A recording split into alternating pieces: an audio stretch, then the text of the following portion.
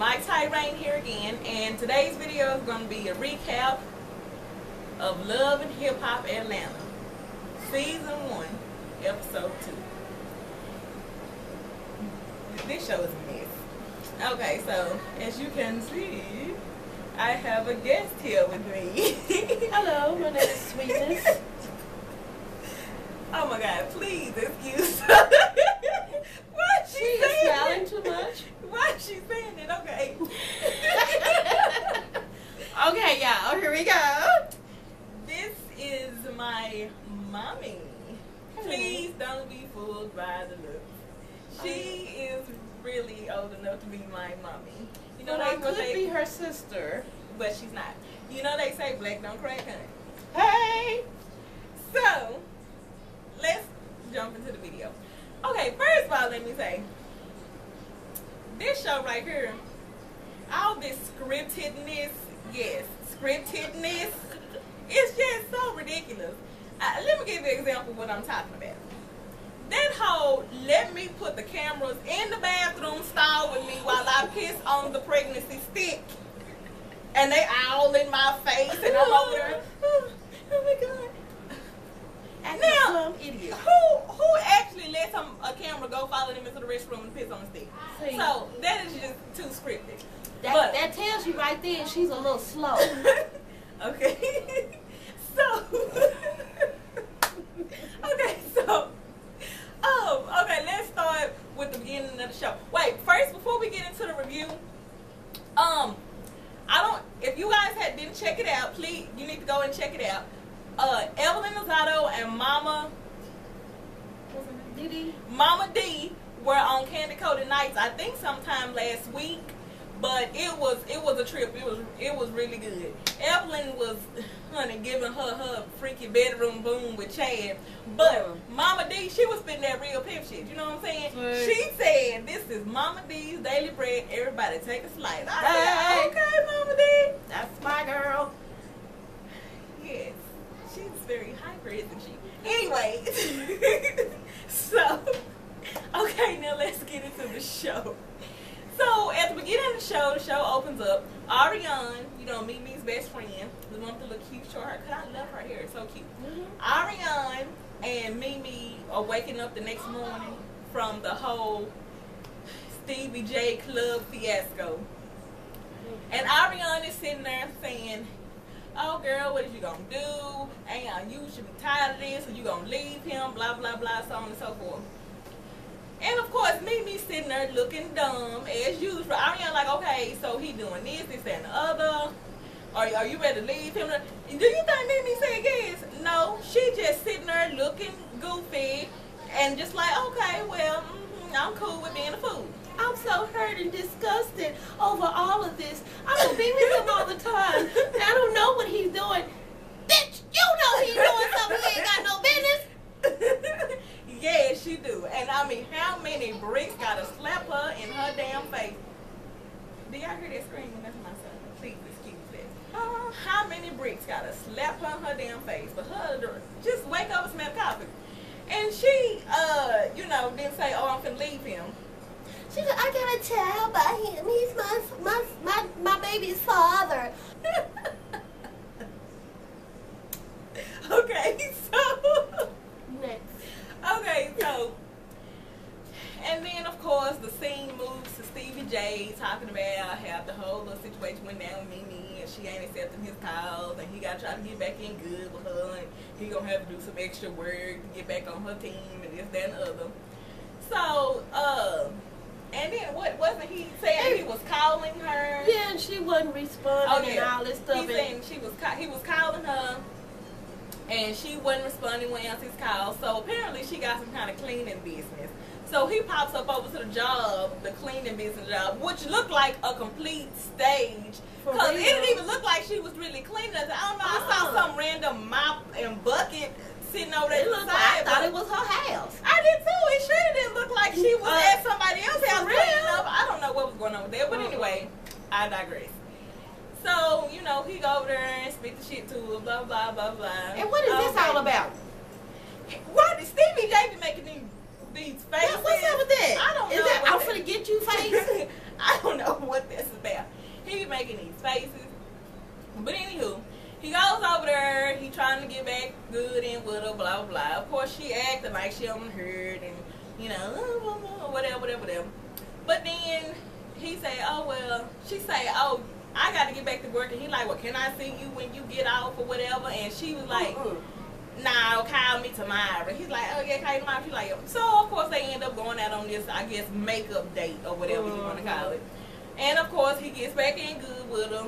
And she talking about that she want a percentage of him and Jocelyn business or whatever the situation is. And so they discussing that, and then he says, oh, she had her lawyer draw up the papers, honey. Oh yeah, she had her lawyer to draw up the papers, so she presented them at this dinner. And honey, she was wanting 20%.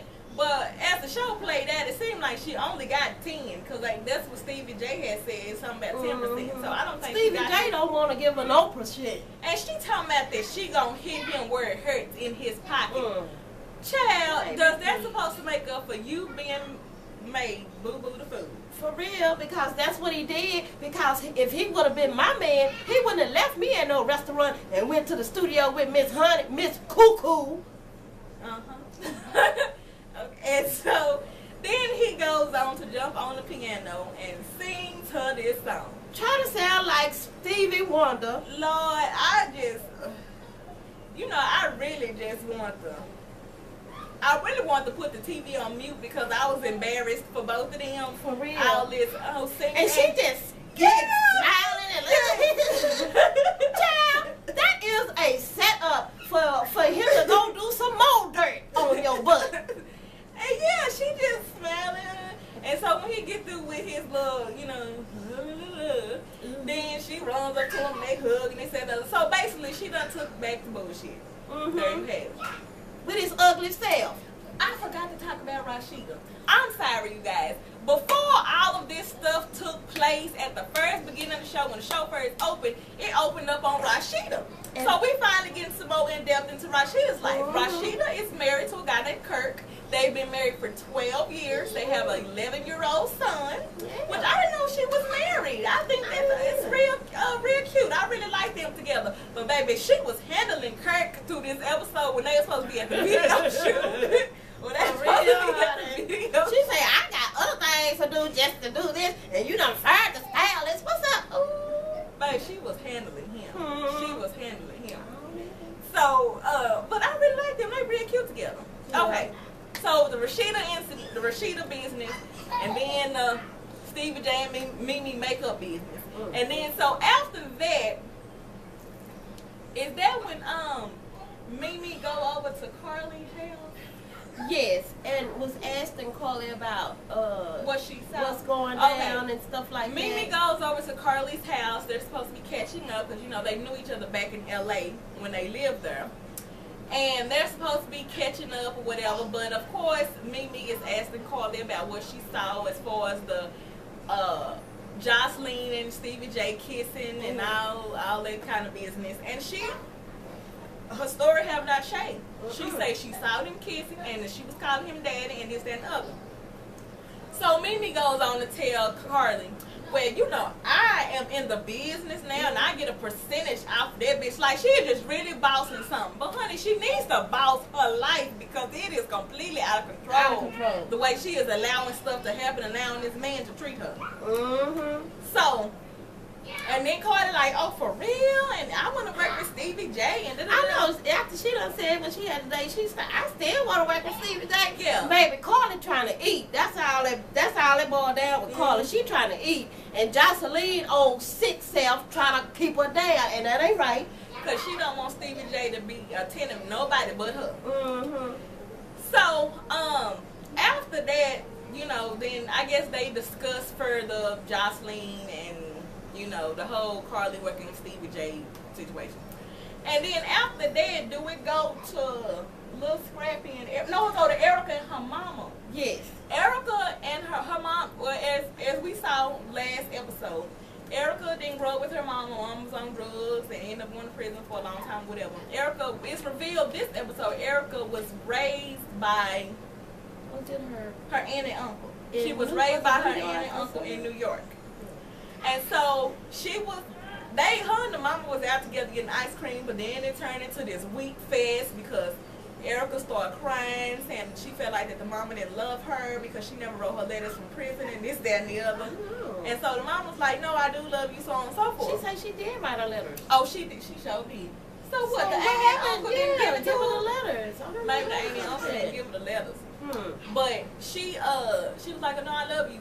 But you know, Erica really jumped to the defensive when the mama started talking, asking, you know, about scrapping. And she asked Erica, do you know the difference between a boy and a man? And Erica was like, yeah, no, I don't know what she said. But anyway, the mama say a man does what he's supposed to do. A boy does what he was made to do. And I said, go ahead, honey, preach on that one, because that was good. I really liked it. And here go Erica. He's a boy trying to be a man. Yes, that's what her response was. But she really jumped to the defensive when the mama was asking questions about her and Scrappy's relationship. Like, where do you see it going somewhere? You know, how is this working out? Or y'all, you know, trying to see. But Erica be asking Scrappy the same questions and, you know, trying to see where his mind is. But she really jumped to the defensive when her mama was asking her about it. It was... I don't know, I guess she didn't appreciate that. It seemed like she was trying too hard to be with Scrappy, and Scrappy act like he don't even care about her. Like he want to be with her. He already talking about, I'm finna move into my own place. Yeah. He said, her and Scrappy was having a conversation together later in the episode. He said he think it's time for him to get his own spot. And she was like, what? And he was like, oh, not, you know, they still supposedly working toward being with each other, but Erica agrees that they work better when they don't live in the same place. So, you know, if it's good for them, it's great for me, honey. I don't know. And and we didn't see Mama D in this episode. Now, why did Jocelyn go to the fitness center and try to get all up on Carly? I don't know. Oh yes. So after the whole Erica Scrappy situation, Jocelyn, what did she do first? Does she go to the fitness thing? No. You remember first Carly came to the studio where Jocelyn was. And they was discussing the little incident that happened the night before at the party. Yeah, gonna talk about when I feel like I want Stevie to work with you, he'll work with you. Until then, he gonna work with me. Who in the hell you think you is, honey? You ain't got none of the pie. You don't own no pie. You ain't CEO of nothing. So what in the heck? You got a mental problem. That's what's going down. And all that, you talk like you a foreigner, but you really mental. She insists Jocelyn has a mental Yes. problem. I seen her on the handy ride bus. Oh my God! So Carly goes to the studio where Jocelyn is, and you know, talking about, you know, like she bossing. Basically, Yeah. Jocelyn is bossing in and talking about if Stevie, whenever that she is Stevie J's #1 priority, and that he might have time for her later on, or whatever the whole situation is, blah, blah, blah. So, that was the first encounter with Carly and Jocelyn. Mm-hmm. And then, so, later on, Jocelyn and Stevie J are at the studio. And she reveals to Stevie J that she is 3 weeks or a month late, honey. And he looking all lame, like, what is she talking about? And other. Why are you bringing me this? No, that was after she brought the stick. But before, when they were just talking about it, he told her she needed to go check that out. And she said she was going to go to the doctor. She said she was going to make an appointment and go to the doctor. Mm-hmm. This is what she said. So, they was discussing the possibility of her being pregnant. And then here in comes Mimi. Yeah. Mimi comes in there acting like she bossing because she got her little percentage. But girl, you Ain't is nobody signed no still... papers?